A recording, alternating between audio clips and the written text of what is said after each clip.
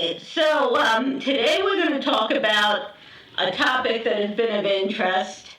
That is setting up a Solana node. So the first thing you have to do if you're going to set up a Solana node is you have to install the tools.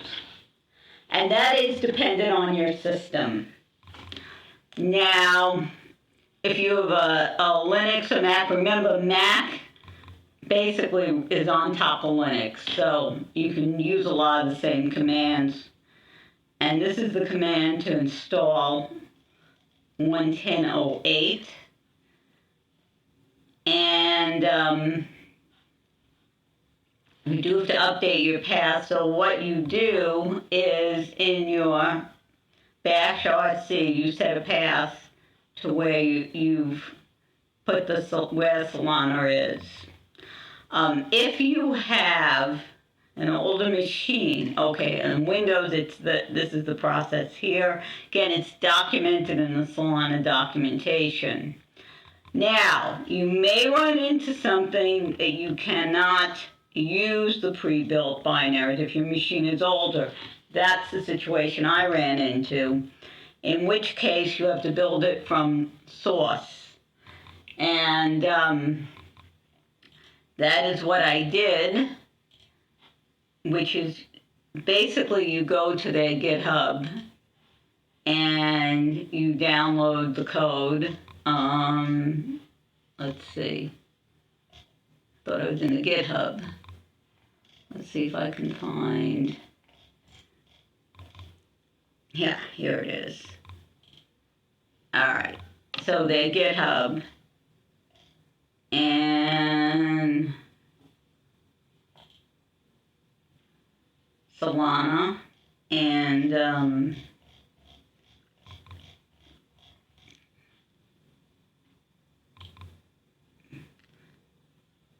so you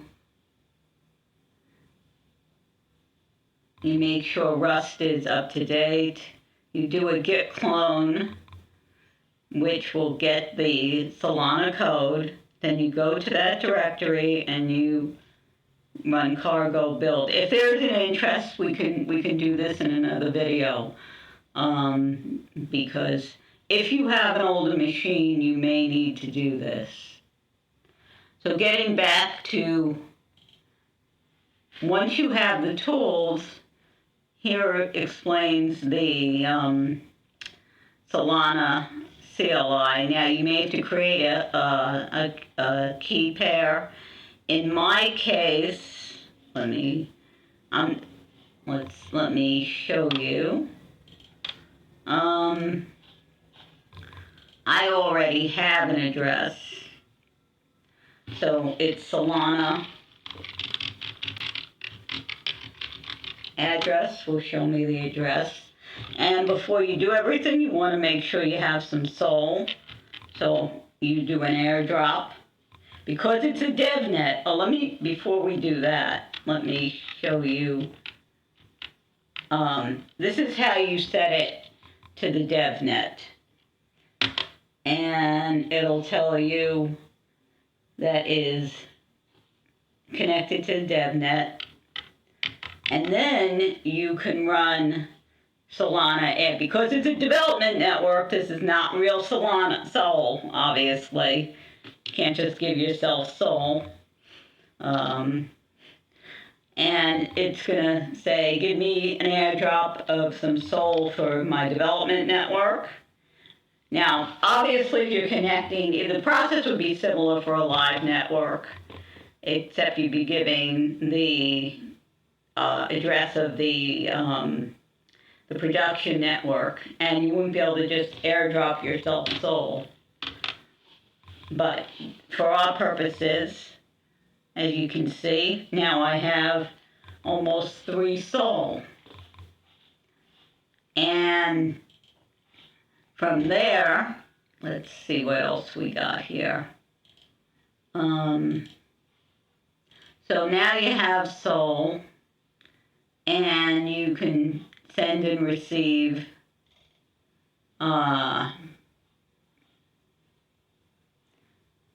you can send and receive different things. You can check the balance. So you can create a second wallet. You can send tokens. You can do all the things we can do on the test net. On this development network. And on the live network, on the production network, obviously you can do a lot of that stuff without obviously being able to do an airdrop. So you can check your balance. So,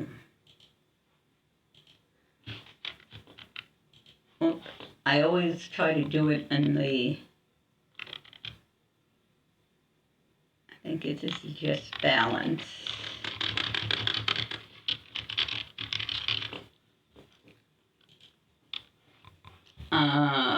Let's see, yep. Go to a balance. And it shows us the balance. Now if we want to transfer, we'd have to create a second wallet. And the way you do that for your testing purposes is what we're going to do is we're going to just do this keygen, and so what I'm going to do so I don't lose any of this is I am going to open a text document.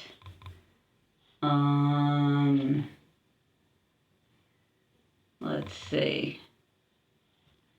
I'm going to create another, do it in VI, I think. Create another.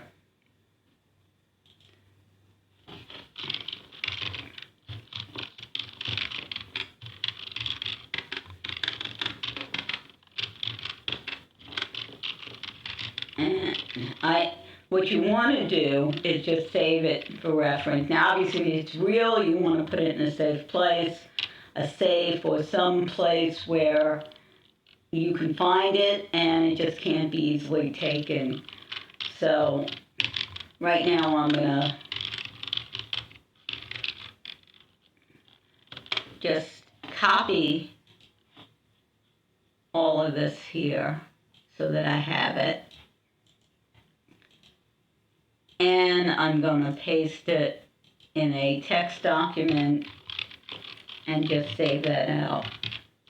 So when I look for it the next time, I will be able to find it. Okay, so now we have a second public key.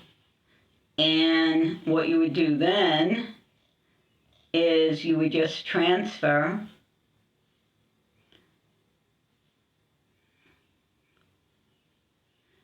And let's see,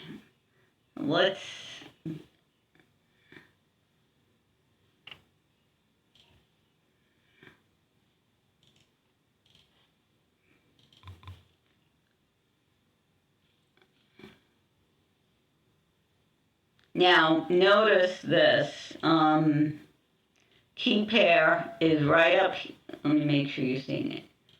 Yeah, you are.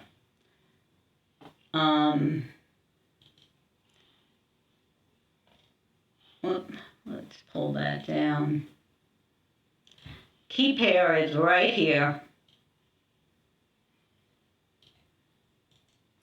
So I copy that, and what I'm going to do is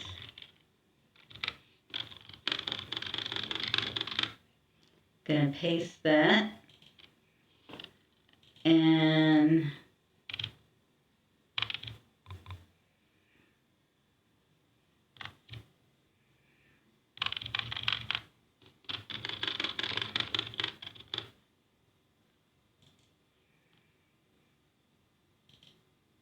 I'm assuming it's the same key. Well, we'll find out. And then I'm going to take this public key here copy that.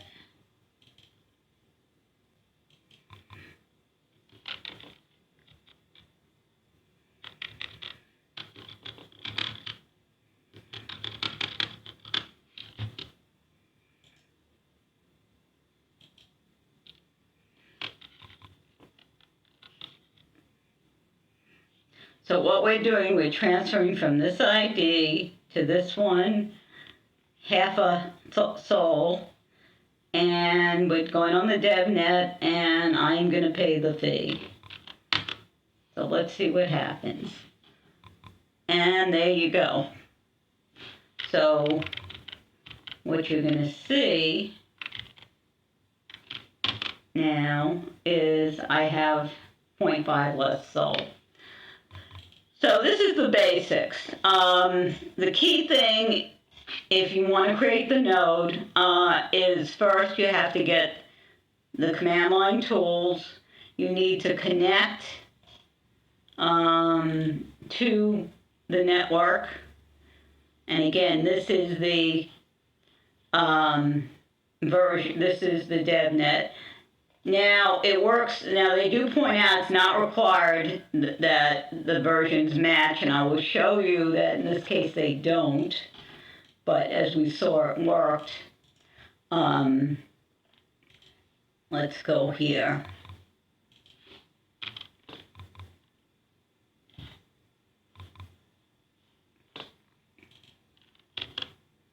So this is 110. And the version of the DevNet that we connected to is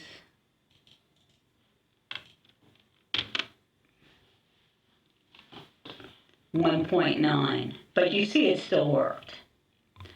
And that's how you create a node. Now let's talk about some other things.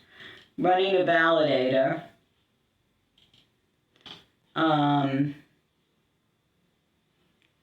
This is the recommended hardware. So you need a fairly, you don't need like the biggest, meanest machine out there, but you need something that, notice I want a lot of RAM and a decent, so you need decent, a decent machine. If you start a validator, again, it's similar to what we did. Enabling CUDA. If you have CUDA, it's only on Linux, then you can do that. Now this is something we didn't do. Let's have a look at this. This is a sanity check. I think we've already proven it works, but actually I didn't show you the, there we go. So, same thing as what we did. We just did the sanity check. You can enable CUDA. And then they also talk about different tuning things. You can increase size. You can stake.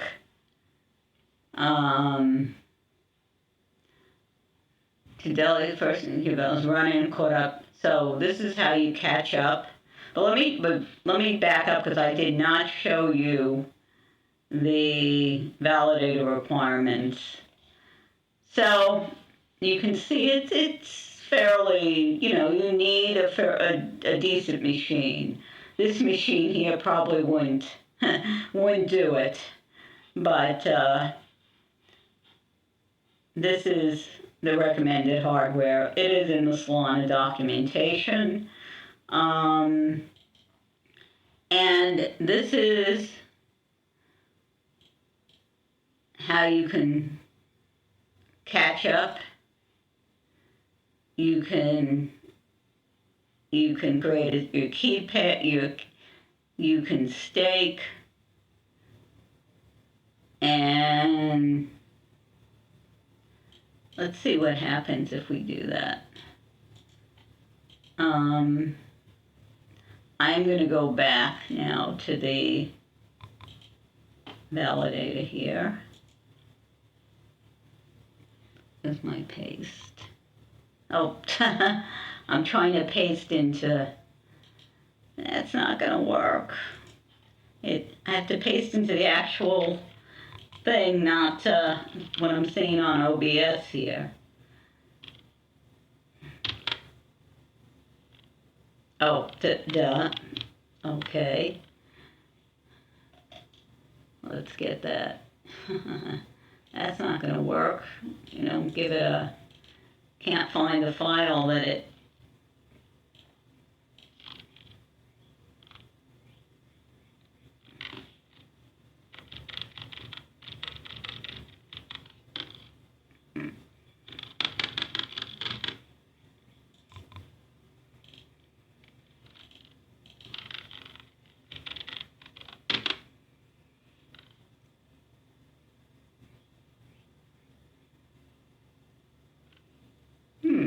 okay.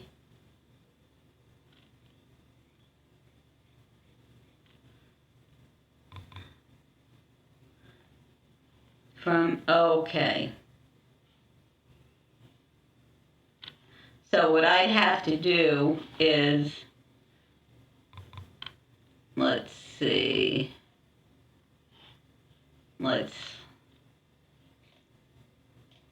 if it tells you where it generated a new keypad. Let's have a look here, because I may.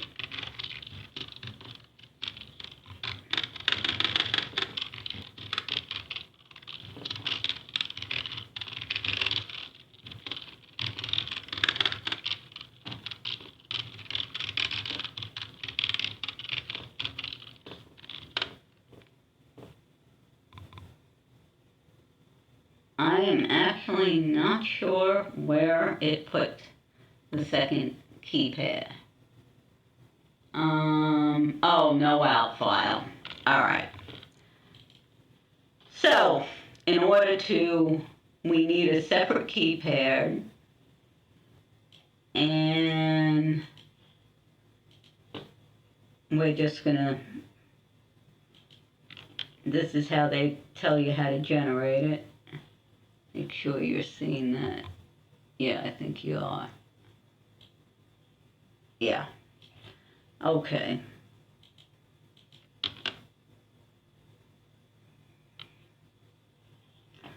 Okay. To this point, I am not going to worry about. All right. I'm going to save this again here. Go back to my other.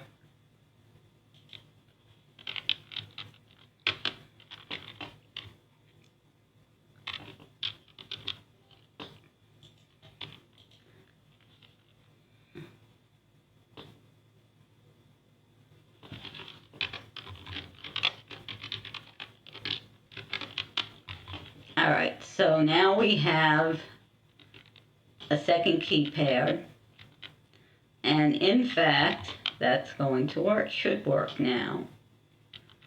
And there you go. So that's how you stake. And you're going to delegate the stake.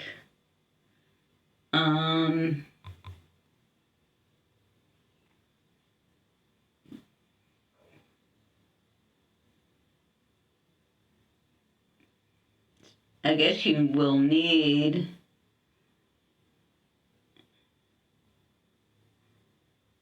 I don't have a vote account keypad. I wonder if I can use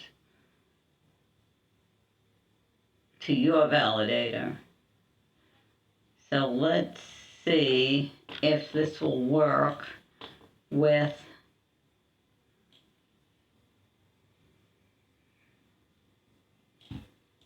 my regular account.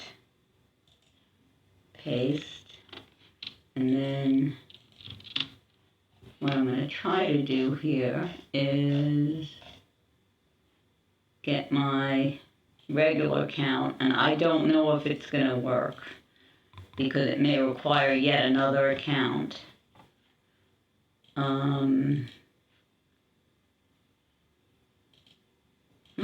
Let's give it a shot.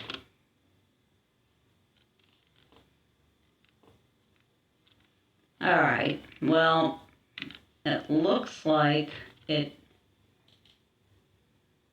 did not work.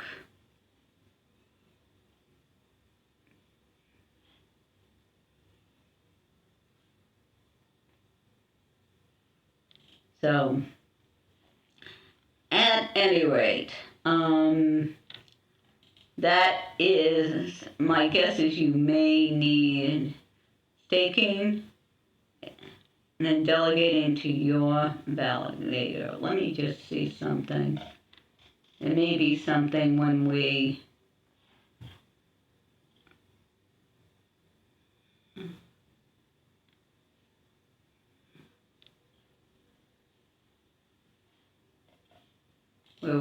where we get that validator.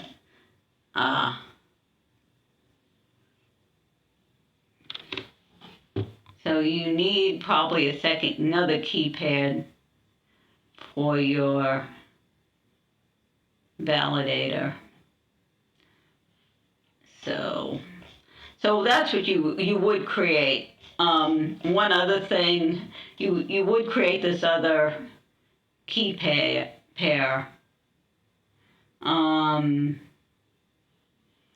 So let's see what they talk about that. Actually, I'm wondering if, so let's see. This is the tuning. Here we go. So you do need a validator keygen. We missed. So let's do that. So we can just get this finished up nice and tidy. And I'm not gonna.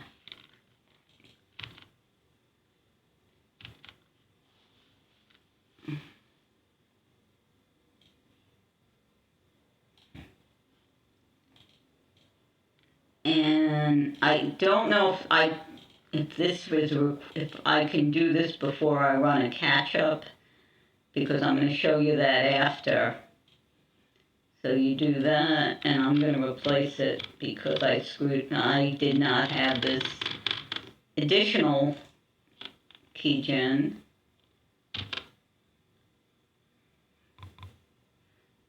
Okay. So it didn't find it yet, so I probably have to run the catch-up, which is, so, let's see,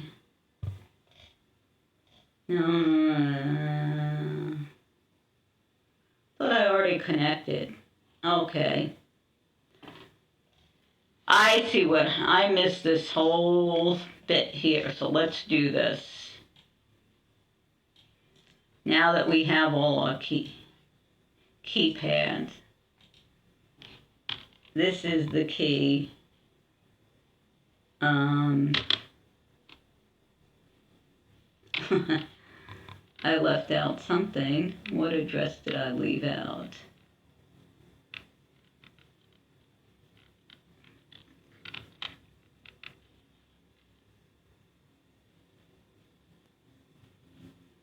Entry, Solana Validator, Identity,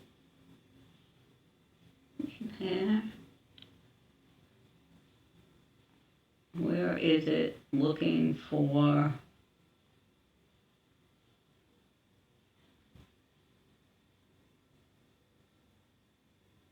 vote account. Okay, that is an additional one we have to create. So before we do that, okay, because I did not realize I skipped over this entire part thinking that so we did the configuration, we did the airdrop. So we're going to have to create these two accounts. The first one we're going to create is an authorized withdrawer. And again, normally you would you would add a passcode to it. This is for the devs, so I'm really not too concerned because there's no real soul involved.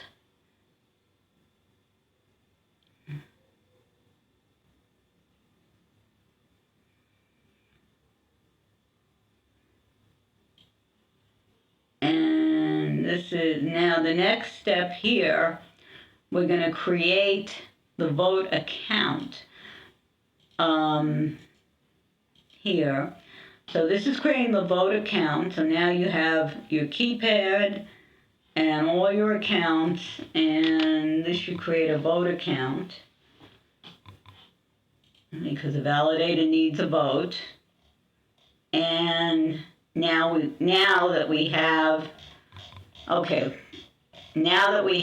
our configuration, we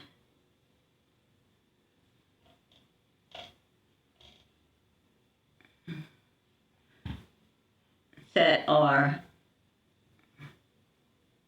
keypad. Let's just do this just to make sure that this is right, because I don't think we did that yet. We're going to set the validator, and we're going to give them an airdrop. And again, this is all documented here. And we're going to do an airdrop.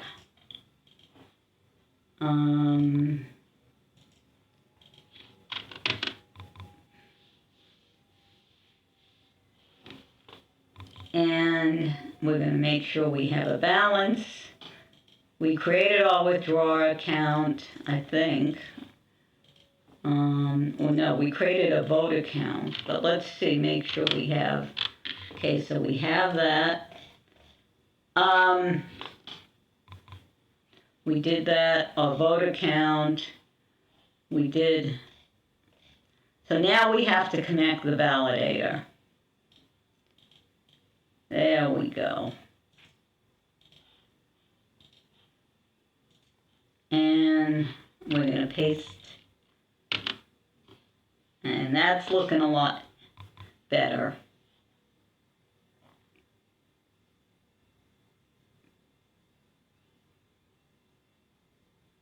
And it should be starting to run.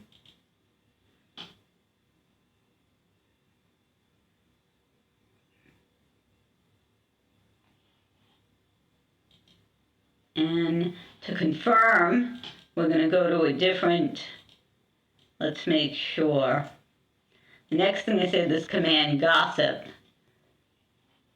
And we're going to go to a different, let's do another.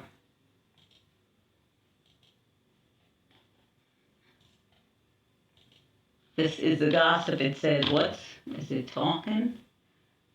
And it looks like we got a whole bunch of stuff out. So that looks pretty good.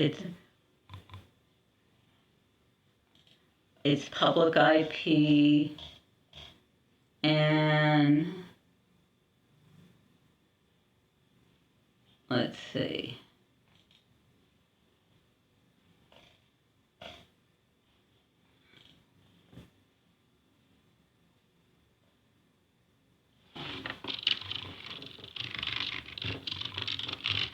Let's make sure we didn't get any errors.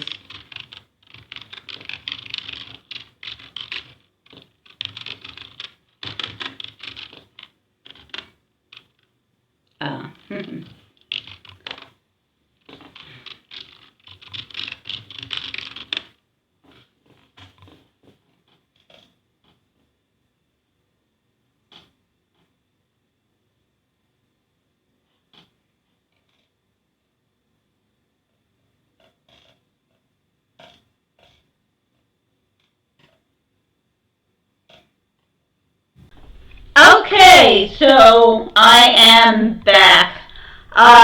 There is an issue that I read into with the validator that it does not seem to want to communicate with the specified ports. Let me show you, make sure I got the right thing here. Here we go. As you can see, let me bring this up. It is timing out on the log. Now, I did go through, let me go back here for a second. There are some minimum requirements. We talked about the hardware. What I did not look at and now had fixed is the networking. So what I did is I opened up the requisite ports, which from it, the ports were 8,000, 8001, and then 8899. I gave it to 8820 to give it a range that it could that it can use, and it was still having those issues as you saw. Let me show you what it is in fact. You can see it's showing these ports are in fact open. So they do say you shouldn't use a NAT, and I suspect that may be one cause of this, because it is allowing the ports that it's complaining about, 8899 through, let's see, which were the ones it complained about. It complained about 3 ports, 8899, 8900, and 8000. Well, as you can see, 8000, 88, and 8898 through 8820 are allowed for TCP, and 8801. So everything should be open, but for some reason it is not permitting access to these ports, and I'm not sure why. I also tried rebooting, and that seeing maybe there was a conflict. Nope. So at any rate, I'm going to have to do more research on this, because even though I went through the requirements and I ran the specified commands, I keep hitting the wrong button, ran the specified command, it is not connecting. And the way also, let me show you something else here. See if it's in this one. Yeah. This is the command to tell you what your address is. So what I did is I did Solana gossip and then grep the IP address and nothing. So it does connect to some degree, but not like it's needed. This is interesting. Some of them, you can see there are some people did different. Like I said, that's one other thing I can do, is do a dynamic range,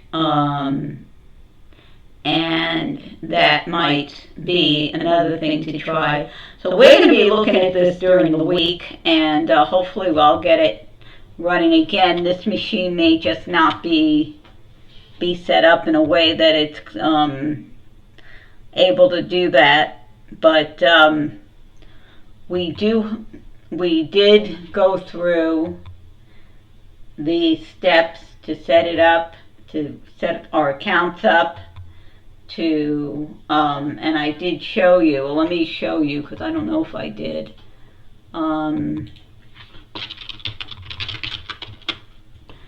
This in Ubuntu, and it's done differently on different machines.